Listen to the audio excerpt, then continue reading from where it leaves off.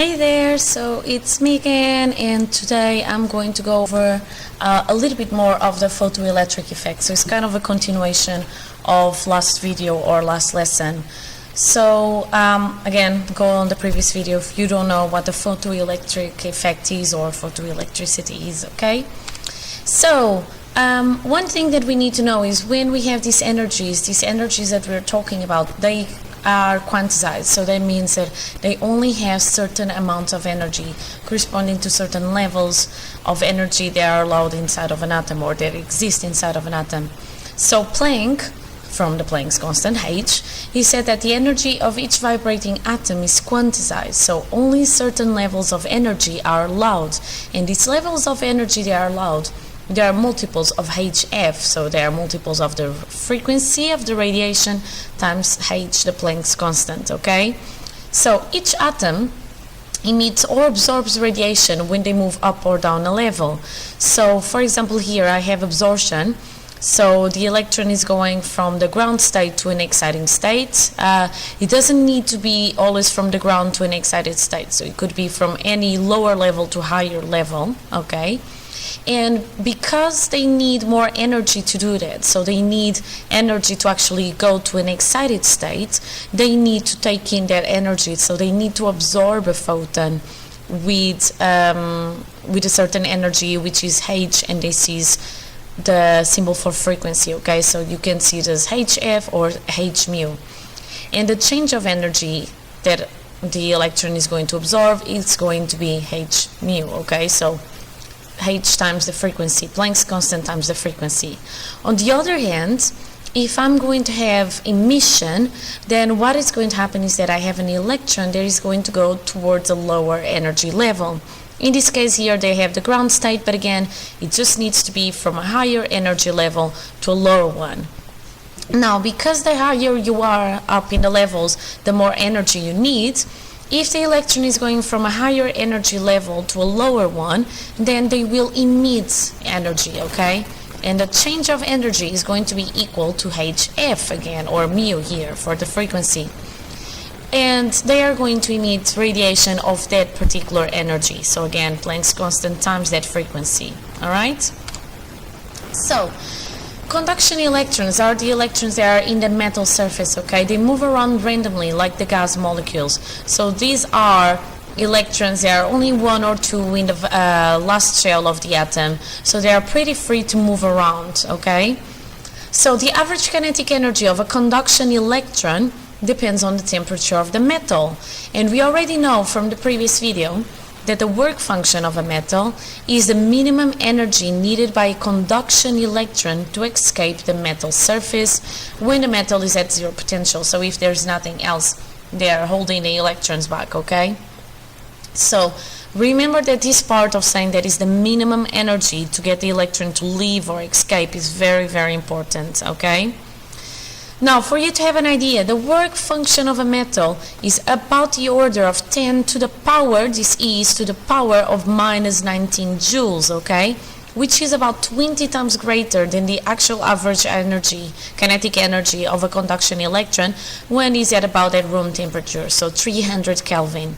Remember that 0 Kelvin is minus 273.15, so 300 Kelvin is about the room temperature, okay?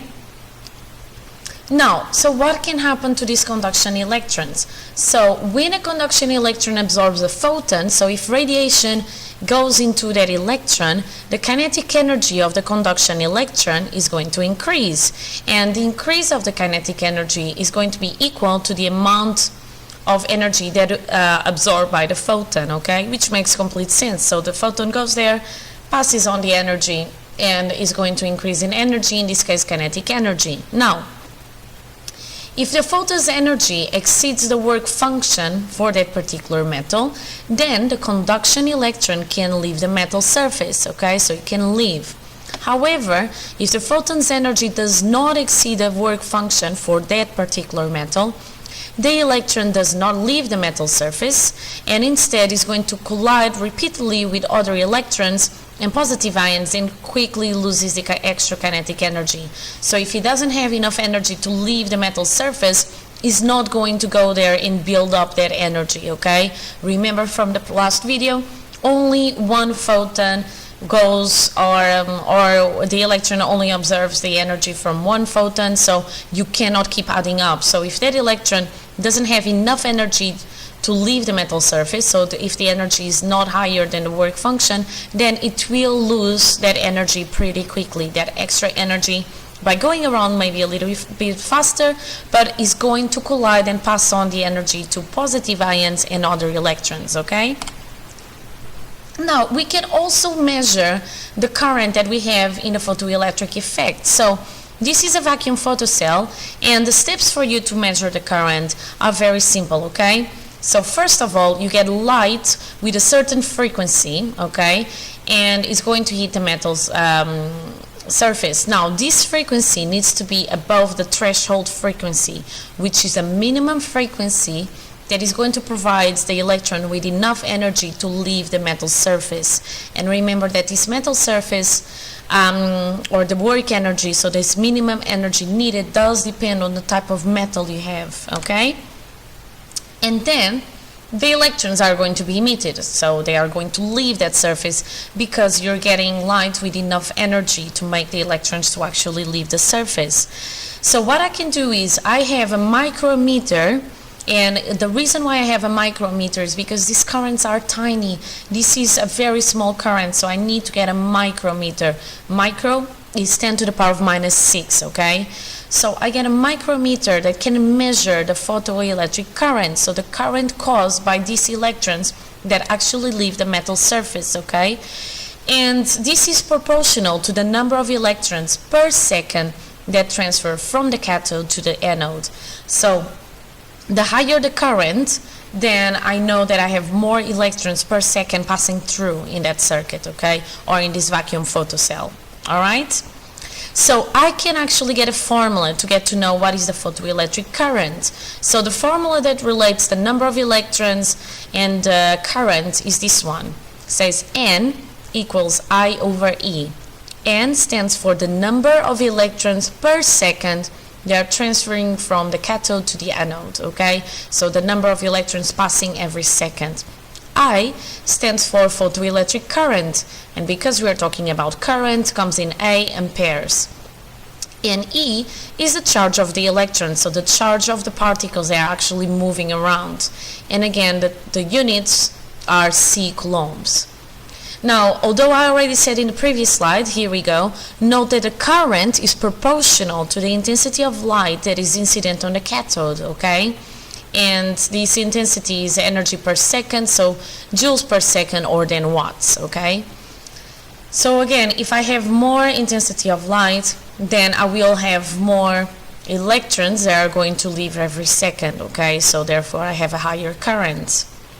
I can also figure out these things by knowing a little bit more about the kinetic energy of the electrons. You already know the formula from last lesson, so you can use this as well to see if a photoelectron is being released or not. So you don't always have to check if there is some current. You can always check if the calculations actually match, okay? So the intensity of the incident light does not affect the maximum kinetic energy of a photoelectron. So it's not going to affect on what is the maximum movement, let's say, energy that the electron is going to have when it leaves the actual surface, okay? Because it's a photoelectron, it means that it's leaving the surface of the metal. So Ke, kinetic energy, is independent of the light's intensity, since the energy gained by a photoelectron is due to the absorption of one photon only. Okay, so do not confuse that you get more photoelectrons with the kinetic energy that they get once they leave the surface. Okay, the kinetic energy is independent. Now, the maximum kinetic energy of a photoelectron is going to be given by this formula that you already saw in the last video. So AK max, maximum kinetic energy, equals to HF, where H is the Planck's constant, F is the frequency of the radiation, or the photon that hits the electron, minus this symbol, sigma, which is going to be the work function of that metal, which again is an actual characteristic of that metal. So depending on the metal, you have different numbers here, okay?